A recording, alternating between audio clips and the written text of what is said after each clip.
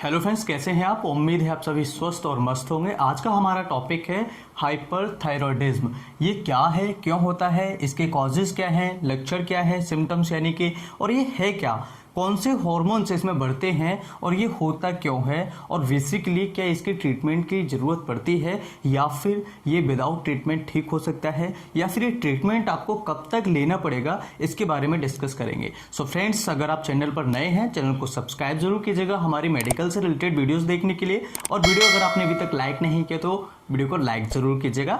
चलिए शुरू करते हैं आज का वीडियो, समझते हैं हाइपरथायरॉयडिज्म क्या होता है। सबसे पहले जान लेते हैं, कई ऐसे पेशेंट्स होते हैं वो कहते हैं कि थायराइड हो गया है। थायराइड होने का मतलब क्या है, आप खुद सोचिएगा कि थायराइड में कोई बीमारी हो गई है या फिर थायराइड हो गया है। मान लीजिए लिवर में कोई बीमारी हो जाती है आपको, तो क्या आप ये कहेंगे लिवर हो गया है। मान लीजिए हार्ट में अगर कोई परेशानी हो जाती है तो आप ये कहेंगे हार्ट हो गया है। आपको अगर फेफड़ों में कोई परेशानी हो जाती है तो क्या आप ये कहेंगे कि फेफड़ा हो गया है। नहीं, तो उसका जो टर्मिनोलॉजी है उसे यूज कीजिएगा। हाइपरथायरॉयडिज्म यानी कि जो आपके थायराइड के हार्मोन्स हैं वो लेवल उनका बढ़ रहा है, और हाइपोथायरॉयडिज्म यानी कि जो हार्मोन्स हैं वो कम हो रहे हैं। अब इस वीडियो में जान लेते हैं कि ऐसे कौन से हार्मोन्स हैं जो बढ़ेंगे। आप में से हमारे ऐसे कितने फ्रेंड्स हैं जिनको पता है कि थायराइड हार्मोन जो होता है वो किन किन काम में आता है, ऐसे कितने सारे काम करता है जो नहीं करेगा तो उसके बिना आपकी बॉडी चलना पॉसिबल नहीं है। सबसे पहले दो चार इसके फंक्शंस के बारे में समझ लेते हैं, फिर समझेंगे इस पूरे टॉपिक को। सबसे पहले बात करते हैं फंक्शन नंबर 1। जब भी आपके ब्लड में हाइपरथायरॉयडिज्म होता है यानी कि आपका हार्मोन लेवल T3 T4 बढ़ते हैं, तो ऐसी कंडीशन में क्या होता है, ये आपके शरीर में फैट को जमा नहीं होने देते। दूसरा, ये ब्लड की कमी नहीं होने देते। तीसरा फंक्शन जो होता है ये बच्चों के लिए बहुत ज़्यादा ज़रूरी होता है। अगर बच्चों में उनकी हाइट नहीं हो रही है तो हो सकता है उनमें थायरॉक्सिन की कमी हो। कई ऐसे पेशेंट्स होते हैं जिनमें थायरॉक्सिन लेवल कम हो जाता है बच्चों में, तो ऐसी कंडीशन में वो बौने रह जाते हैं, उनकी हाइट नहीं बढ़ पाती है। प्रेगनेंसी में बहुत ज़्यादा ज़रूरी है। अगर प्रेगनेंसी में बच्चे को आयोडीन की मात्रा या फिर उसको थायरॉक्सिन की मात्रा सही से न मिल पाए तो ऐसी कंडीशन में भी उसे मेंटल रिटार्डेशन हो सकता है। इसके अलावा बहुत सारे फंक्शंस हैं, प्रोटीन का सिंथेसिस करता है। अब समझ लेते हैं हाइपरथायरॉयडिज्म क्या होता है। जब भी आपके ब्लड के अंदर, जब भी आपके शरीर में, सीरम में T3 T4 का लेवल बढ़ता है, इसे हम कहते हैं हाइपरथायरॉयडिज्म। यानी कि आपके शरीर में जब भी T3 और T4 का लेवल बढ़ेगा, T3 को ट्राई आयोडोथायरोनिन भी कहते हैं, T4 को थायरॉक्सिन और टेट्रा आयोडोथायरोनिन भी कहते हैं। तो जब भी दोनों का लेवल बढ़ेगा इसे हम कहते हैं हाइपरथायरॉयडिज्म। अब बात कर लेते हैं कि इसके कारण क्या हैं, इसके कितने सारे कॉजेज हैं जिनके बारे में हमने यहाँ पर लिस्ट बनाई हुई है, और एक एक से समझते हैं। ऑटो इम्यून, किसी को बीमारी हो, ग्रेव डिसीज, एक ग्रेव डिसीज होती है, थायराइड की ही बीमारी होती है। इसमें अगर थायराइड में ये परेशानी आ जाती है तो आपको हाइपरथायरॉयडिज्म होने के चांसेस ज़्यादा होते हैं।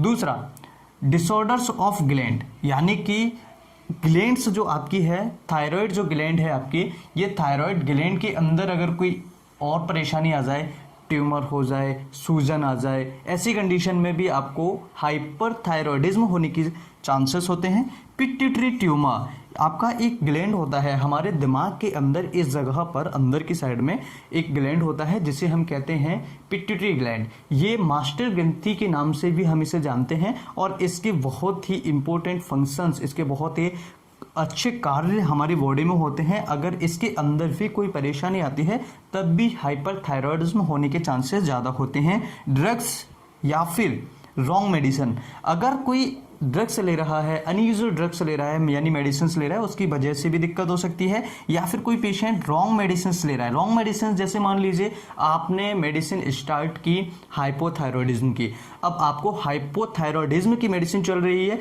लेकिन क्या करते हैं पेशेंट डॉक्टर्स को नहीं दिखाते। ऐसी कंडीशन में उनको क्या हो जाता है, उनकी मेडिसिन चलती रहती है क्योंकि वो वहाँ पर क्या कर रहे हैं, हार्मोन लेवल को बढ़ा रहे हैं। तो ऐसी कंडीशन में उनको पता ही नहीं चलता है और उनके लेवल, हार्मोन लेवल जो होते बढ़ जाते हैं लंबे समय तक दवाई खाने से, उनको पता ही नहीं रहता। तो ऐसी कंडीशन में हाइपोथायरॉयड जिन मरीजों को है उन मरीजों को ध्यान देना चाहिए, प्रॉपर डॉक्टर से कंसल्ट करना चाहिए, या फिर जिन मरीजों को हाइपरथायरॉयडिज्म है उन पेशेंट्स को भी डॉक्टर से मिलना चाहिए। अगर हाइपरथायरॉयडिज्म की मेडिसिन आप हार्मोन लेवल कम करने के लिए ले रहे हैं तो ऐसी कंडीशन में भी आपको डॉक्टर से मिलना चाहिए, नहीं तो हार्मोन लेवल ज़्यादा कम हो सकते हैं। इसके अलावा होता है हाई इंटेक ऑफ आयोडीन। कोई ऐसा पेशेंट्स जो आयोडीन की मात्रा बहुत ज़्यादा ले रहा हो, ऐसी कंडीशन में आपके ये हार्मोन्स बढ़ सकते हैं, ये दोनों।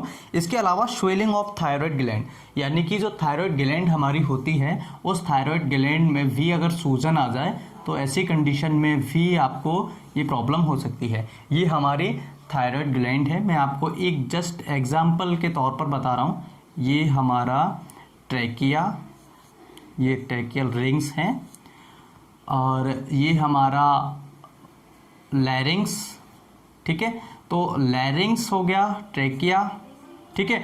तो ये जो है हमारा, ये राइट लोब होता है, RL राइट लोब, और ये होता है लेफ्ट लोब, ठीक है, LL। तो ये इसके अंदर अगर सूजन आ जाए तो ऐसी कंडीशन में भी आपको परेशानी आएगी, इसका साइज बढ़ जाएगा। कई ऐसे पेशेंट्स होते हैं जब इनको सूजन आ जाती है तो गले में कुछ अटका अटका सा महसूस होता है, गले में दर्द होता है, निगलने में परेशानी होती है। ऐसे सिम्टम्स भी इस पेशेंट्स को आ सकते हैं। अब बात कर लेते हैं कि इसके लक्षण क्या है, इसके सिम्टम्स क्या है। एलोपेशिया, एलोपेशिया यानी कि आपके बाल झड़ना, आपके बाल झड़ रहे हो, आपके दोनों साइड से बाल झड़ रहे हो, या सिर में कहीं चकत्ते चकत्ते टाइप के बाल झड़ रहे हो। एक्जेप्थैलेमस, ये एक ऐसी बीमारी होती है, आई साइन होता है। जब भी पेशेंट्स को हाइपरथायरॉयडिज्म होता है तो उसकी आई जो हो ऐसा लगती है कि बाहर की तरफ निकल रही हैं, ठीक है। पेशेंट डरावना हो जाता है, उसका जो चेहरा होता है वो डरावना हो जाता है पेशेंट, जबकि नॉर्मल देख रहा है पेशेंट, लेकिन तब भी हमें ये लगता है कि वो पेशेंट हमें घूर रहा है, ठीक है। इसके बाद होता है वेट कम, वेट वजन भी कम हो जाता है ऐसे पेशेंट का। और ध्यान रखिए, ऐसे पेशेंट का वजन कम हो रहा है लेकिन उसकी एपिटाइट बढ़ जाती है, यानी उसकी भूख जो होती है वो बढ़ जाती है। अब देखिए यहाँ पर वजन क्यों कम हो रहा है, हमने यहाँ पर जाना था उसका फंक्शंस क्या था, थायराइड हार्मोन्स का, T3 T4 का, थायरोक्सिन हार्मोन का, कि ये शरीर के अंदर फैट को इकट्ठा नहीं होने देता। लेकिन एक बात ध्यान रखिए, लिवर में फैट जमा होने देता है, फैटी लिवर कर सकता है। तो ऐसे पेशेंट में जब फैट नहीं होगा, फैट कम जमा होगा, तो वेट उसका यानी वजन उसका कम होगा और उसकी भूख ज़्यादा बढ़ेगी, ठीक है। तो हाइपोथायरॉयडिज्म पेशेंट का वेट वजन बढ़ता है, ओके। अब स्किन इज वार्म, उस पेशेंट की स्किन क्या होती है, गर्म होती है। स्किन क्यों गर्म हो जाती है, उसका टेम्परेचर बढ़ता है, उसका टेम्परेचर, उसको लगता है कि मुझे बुखार है, उसको ऐसा लगता है कि मुझे बुखार जैसी फीलिंग है। ऐसा क्यों होता है, क्योंकि ये सेल्स की हाइपर एक्टिविटी करता है, यानी सेल्स की एक्टिविटी को बढ़ाता है। जब सेल्स की एक्टिविटी बढ़ेगी, मेटाबॉलिज्म बढ़ेंगे, तो ऐसी कंडीशन में शरीर में हीट प्रोडक्शन होता है, जिसकी वजह से हमें शरीर लगता है कि बॉडी में हीटिंग प्रोड्यूस हो रही है, बॉडी हीट हो रही है। ऐसे पेशेंट्स में पसीना ज़्यादा आने लगता है, क्यों, क्योंकि जब हीटिंग आएगी तो बॉडी को ठंडा भी करना है, तो ऐसी कंडीशन में स्वेटिंग भी बहुत ज़्यादा होने लगती है। स्वेटिंग भी देखने को मिल सकती है, कई पेशेंट्स में कम होती है, कई में ज़्यादा होती है। नर्वसनेस, नर्वसनेस का मतलब क्या होता है कि पेशेंट्स आपके सामने बैठा है या आपके सामने से गुजर रहा है तो उस पेशेंट को ये लगता है, यानी सामने वाले को ऐसा लगता है कि ये पेशेंट बहुत ज़्यादा बीमार है, बहुत ज़्यादा नर्वस है, ज़्यादा किसी से बात नहीं करता है, बहुत ज़्यादा डरा हुआ रहता है। ऐसी कंडीशन उस पेशेंट को एंजाइटी, डिप्रेशन टाइप का होता है। वीकनेस, वीकनेस क्यों होगी, क्योंकि उसके अंदर जो भूख तो उसकी बढ़ रही है लेकिन उसका वेट वगैरह कम होता जा रहा है। इसके साथ में वीकनेस, उस पेशेंट को डायरिया भी हो सकता है, डायरिया की वजह से भी वीकनेस आ सकती है, उसके मसल्स में दर्द होता है, क्रैम्प टाइप का पेन होता है। इसके साथ में हीट इंटॉलरेंस, ऐसा पेशेंट को ये लगता है कि यहाँ पर बहुत ज़्यादा हीट है। जैसे मैं यहाँ पर बैठा हूँ, मेरे साथ 4 लोग बैठे हुए हैं, तो 4 को वहाँ पर ठंडा लग रहा है लेकिन मुझे लग रहा है कि यहाँ पर हीट है, यहाँ पर थोड़ा गर्म है, गर्म माहौल है, तो ये होता है हीट इंटॉलरेंस, उसको बहुत ज़्यादा थोड़ी बहुत गर्मी लगने लगती है। इसके अलावा abnormal heartbeat, abnormal heartbeat यानी कि हार्ट पाल्पिटेशन भी होता है, और हार्ट की जो रिदम होती है कभी फास्ट होती है, कभी कम हो जाती है, कभी फास्ट होती है, तो एबनॉर्मल हार्ट रेट भी होती है। अब बात कर लेते हैं इन्वेस्टिगेशंस के बारे में। T3 नॉर्मल आप करा सकते हैं, T4 आप करा सकते हैं, TSH करा सकते हैं। TSH यानी कि थायराइड स्टिमुलेटिंग हार्मोन, जब ये बढ़ता है और कम होता है तो आपके थायराइड ग्लैंड का बैलेंस बिगड़ता है, हमेशा ध्यान रखिएगा। क्यों? क्योंकि ये स्टिमुलेट करता है, या तो ज़्यादा निकालो या फिर कम निकालो। तो ये हाइपरथायरॉयडिज्म में क्या होता है, नॉट डिटेक्टेबल भी होता है, कई बार नॉर्मल होता है, कई बार आता ही नहीं है, यानी कि नॉर्मल है या फिर नॉर्मल की कंडीशन से भी कम है। TSI करा सकते हैं आप इसमें ग्रेव डिसीज पता लगाने के लिए, ठीक है। थायराइड स्कैन करा सकते हैं। इसके अलावा कई सारी इन्वेस्टिगेशंस है, TVG इन्वेस्टिगेशंस है। फ्रेंड्स, इस वीडियो में हमने मोटा मोटा सारी चीज़ें इसके बारे में समझ ली हैं, हाइपरथायरॉयडिज्म के बारे में, और लक्षण हमने समझ लिए हैं, इसके इन्वेस्टिगेशंस हमने समथिंग समझ लिए हैं, जो कॉमन इन्वेस्टिगेशंस होते हैं वो हमने समझे हैं, और इसके अलावा भी काफ़ी सारे इन्वेस्टिगेशंस होते हैं। लेकिन जो नॉर्मली हमें पता लगाना हो कि हाइपरथायरॉयडिज्म है या फिर हाइपोथायरॉयडिज्म है, ऐसी कंडीशन में हमें ये करा लेना चाहिए। और हमने समझ लिया कि जब ये दोनों हार्मोन्स बढ़ते हैं, ऐसी कंडीशन में हम इसे हाइपरथायरॉयडिज्म कहते हैं। ये हमारी थायराइड ग्लैंड्स है, ये राइट साइड का लोब होता है, ये लेफ्ट साइड का लोब होता है, ये हमारी ट्रैकिया है, और ये ट्रैकियल रिंग्स है, लैरिंग्स है। कारण हमने समझ लिए हैं, ऑटो इम्यून हो सकता है, और डिसऑर्डर्स ऑफ ग्लैंड्स हो सकती है, पिट्यूटरी ट्यूमर्स हो सकती है, ड्रग्स या रॉन्ग मेडिसिन अगर आप लेते हैं तो, आयोडीन इंटेक ज़्यादा कर रहे हो, स्वेलिंग ऑफ थायराइड ग्लैंड्स। तो उम्मीद है कि ये वीडियो आप सभी के लिए बहुत ही उपयोगी हुआ। अब बात कर लेते हैं इसके ट्रीटमेंट के बारे में। आपको यहाँ पर ट्रीटमेंट क्या लेना है? जो ट्रीटमेंट डॉक्टर्स चलाते हैं वो इन हार्मोन्स को कम करने के लिए चलाते हैं। अगर ये हार्मोन्स लेवल आपके कम हो जाएंगे, नॉर्मल आ जाएंगे, तो आपकी ये बीमारी कम हो जाएगी, ये सारी परेशानियां आपकी कम हो जाएंगी।